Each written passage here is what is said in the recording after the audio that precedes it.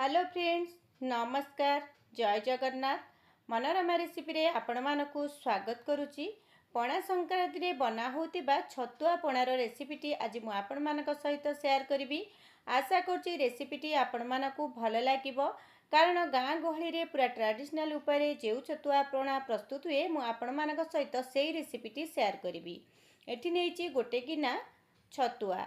छतुआरे गहम, बुट और मुग रही। यही तीनोटी जिनस को भाजी मुझे छतुआ प्रस्तुत करी। प्रथमे गोटे जगार आम गिना छतुआ को देदबा।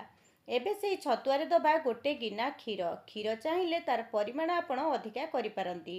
अधा गिना मु दही देली। आउटी देखो मु गुड़ नहीं, गुड़ को एबे मु ग्रेट कर नौची। एमती कोरी नेले गुड़टी छतुआरे भल भाबे अति सहजरे मिसीजिव। एबे गुड़टी को ग्रेट कर नेला परे आमे गुड़टी को छतुआरे ऐड करिबा। गुड़ बदल रे आपण चीनी नहीं पारंती, किंतु साधारणतः गुड़ रे छतुआटी खाइबा पे भल लागे। एबे सेइथिरे किछि कोरा हेतिबा नडिया नबा आ कोरा हेतिबा किछि अदा को मध्य एठी ऐड कर नबा। अदा देला परे आमे एबे सेथिरे गोटे गिना छेना दबा। मु एठी क्षीर छेना नेइची, आपण चाहिले दही छेना एठी व्यवहार करि परिबे। छेना देला परे आमे भी सेतिरे किछि फल ऐड करिबा। जहाँ आपण मानको मिलिबो सेही फल ही आपण एठी ऐड करिवे। एठी किछि अंगूर नेइची, कदली नेइची, पाचिला आंबो नेइची, आउ एठी सेउ नेइची। जदि पाचिला आंबो आपणको न मिले ताले एथिरे किछि कंचा आंबो काटिकी आपण निश्चय ऐड करिवे, कारण ए पणा संक्रांति रो पणारे आंबो टिके ऐड करा जाय। तेनु करी आपण एठी कंचा आंबो नहले टिके काटी छोट छोट करी ऐड करनेबे। आउ रेसिपीटी जदि आपण मानको भल लागे गोटे सुंदर कमेंट दबा सहित चैनल को सब्सक्राइब करनेबे। एबे आमे सेतिरे किछि काजू और किशमिश ऐड करिबा। एई दुईटी जिंस किंतु मु पिला दिने देखि नथिली, किंतु आमे एबे टिके हेल्दी बनेबा पई सेतिरे किछि काजू और किशमिश देली। एबे सेतिरे किछि गोलमर्च आउ गुजरातीर गुंड को मध्य ऐड करनबा। काजू किशमिश को आपण स्किप करि पारंती। देला परे आमे सेतिरे अल्प पानी ऐड करिबा।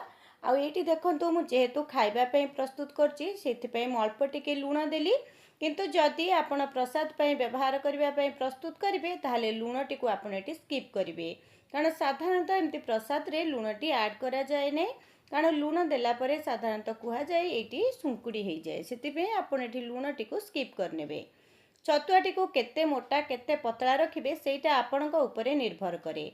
एथिरे मु आउ टिके पानी देई ताको आउ टिके मु पतला कर नउची। एई उपाय रे आपण छतुआ पणा घरे प्रस्तुत करंतु आ पूजा रे व्यवहार करंतु, कारण पूजा पई एई सब जिंस निहाती आवश्यक। एबे मु देखंतु ग्लास रे सर्व कर नउची। एई छतुआ पणा आपण गोटे ग्लास पीले निहाती गोटे दिन आराम से रहि जिवे। एई रेसिपीटी आपण मानको केमिति लागिला कमेंट करिबा पई जमारबु भूलिबेनी। आशा करछि रेसिपीटी भल लागिथिबो। उपरे किछि काजू किशमिश नडिया कोरा सहित मु एई छतुआ पणार ग्लासटी को गार्निश कर नेइची। भिडियोटी को मु एठी रखुची। नमस्कार, जय जगन्नाथ।